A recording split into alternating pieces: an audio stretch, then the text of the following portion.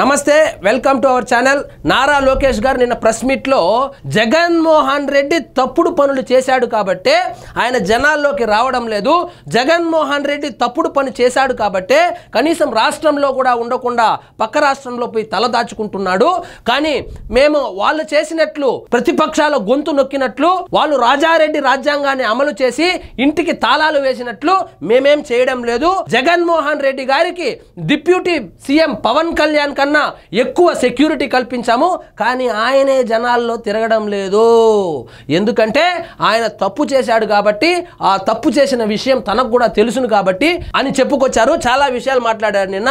మీరు మంచి చేయలేదు, మేము చేస్తే సహించలేరు, అమ్మ పెట్టదు అడుక్కోనివ్వదు అన్నట్లు మీరేమో మంచి చేయలేదు, మేము చేస్తా ఉంటే దాన్ని కూడా సహించలేక సాక్షి మీడియా అడ్డం పెట్టుకొని సోషల్ మీడియాలో తప్పుడు పోస్టులు పెట్టించి జనాల్ని తప్పుదోవ పట్టిస్తున్నారు అని చెప్పాడు. తప్పుడు ప్రచారాలను ఆపేందుకే రెడ్ బుక్ ప్రస్తావన, సమస్యే లేదు, తప్పుడు ప్రచారాలు చేస్తే శిక్ష తప్పదు అని చెప్పి కుండబద్దలు కొట్టినట్టు చెప్పారు.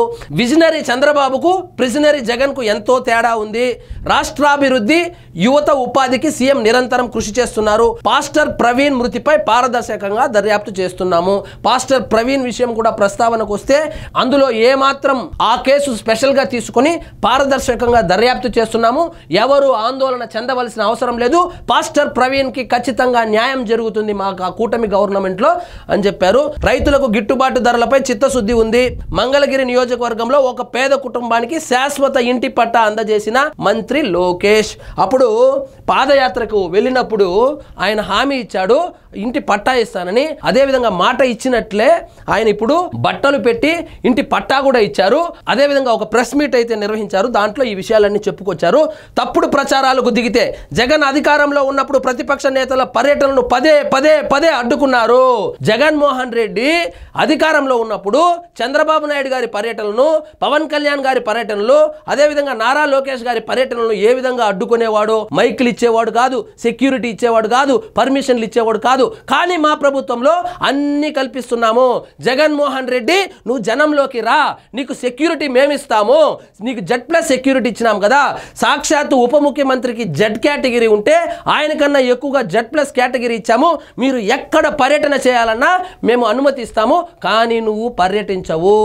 ఎందుకంటే నువ్వు తప్పుడు పనులు చేశావు కాబట్టి, ఆ తప్పుడు పనులు చేసిన దానికే నీకు 151 నుంచి 11కు పడిపోయావని తెలుసు కాబట్టి ఇప్పుడు ఏ ముఖం పెట్టుకొని నువ్వు పర్యటనకు వెళ్తావు? నువ్వు వెళ్ళవు. కానీ తప్పుడు ప్రచారం ఏం చేస్తున్నావు?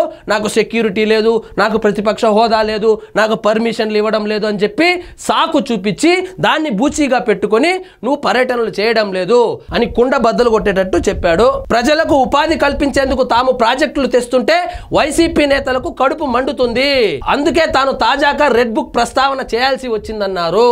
వాళ్ళు తప్పుడు ప్రచారాలు ఎవరైతే చేస్తారో వాళ్ళందరినీ రెడ్ బుక్ లో రాసుకుంటాము, తప్పుడు ప్రచారాలని తిప్పి కొడతామనేందుకే నేను రెడ్ బుక్ ప్రస్తావన చేశాను.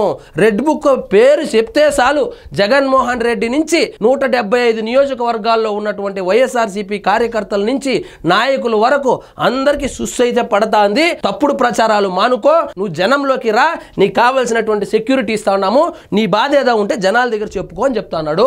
సో ఇదండి ఈరోజు మన టాపిక్. మీకు ఈ వీడియో నచ్చినట్లయితే లైక్ చేయండి, షేర్ చేయండి, ఛానల్ మాత్రం సబ్స్క్రైబ్ చేసుకోవడం మర్చిపోవద్దు.